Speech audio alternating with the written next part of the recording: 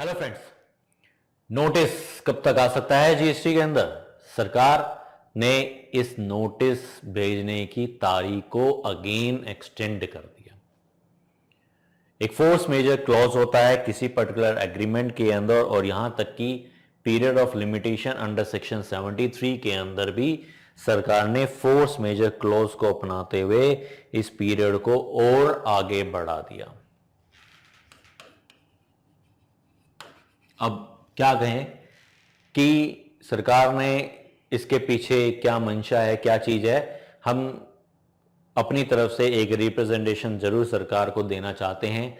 आप भी अपनी जो भी इंफॉर्मेशन चीज है, इंफॉर्मेटिव चीज है जो फाइनेंस मिनिस्टर तक जाए, नीचे दिए गए कमेंट बॉक्स में पूछ सकते हैं। एंड हमारा लाउड स्पीकर इज जोन करके एक ऑर्गेनाइजेशन है, उसके तहत भी आप इस अपनी जो भी इंफॉर्मेशन है, क्वेरी है या जो भी स्ट्रीमलाइन प्रोसीजर है, उसको भी आप फॉलो करते हुए हमें उस चीज की इंफॉर्मेशन दे सकते हो।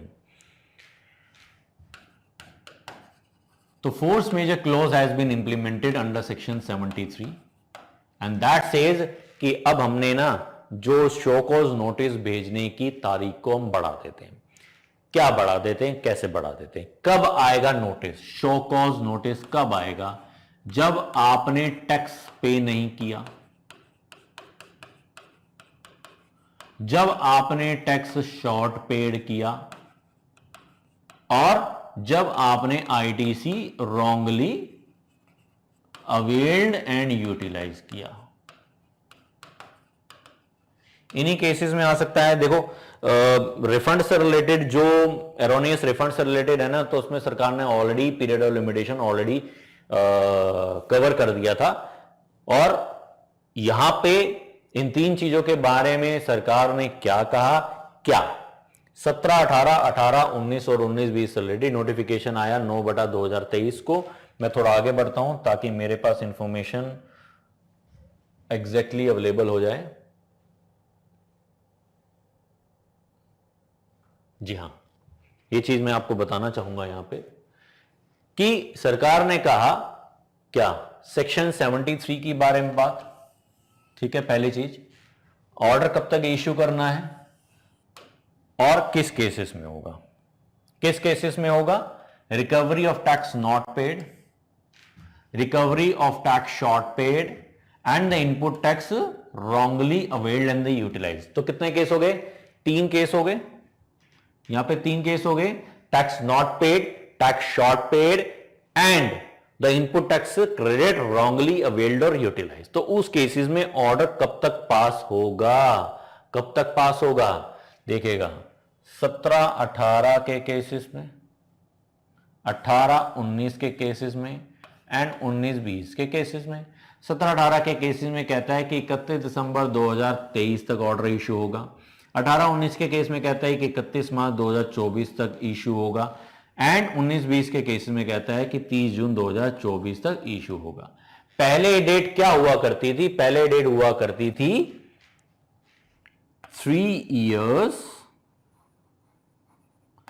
from the due date of annual return, and annual return file होती है जीएसटीआर 9 के अंदर। तो जीएसटीआर 9 के अंदर एनुअल रिटर्न फाइल होती है। तो 17, 18, 18, 19, 19, 20 की जो एनुअल रिटर्न थी ना, वो लेट फाइल हुई थी। अब लेट फाइल तो हुई थी, बट उसके साथ साथ सरकार ने अब इसकी शो कॉज नोटिस भेजने की जो तारीख है वो यहां पे क्या कर दिया, इसको और बढ़ा दिया। कहने का मतलब 3 महीने पहले आप आ जाओ, तो 30/9/2023 तक आपको शो कॉज नोटिस हम भेज सकते हैं। ऑर्डर कब तक पास करना है? 31 दिसंबर तक पास करना है। 31 मार्च 2024 18-19 की रेट, तो कब तक आप आ जाओ? 31/12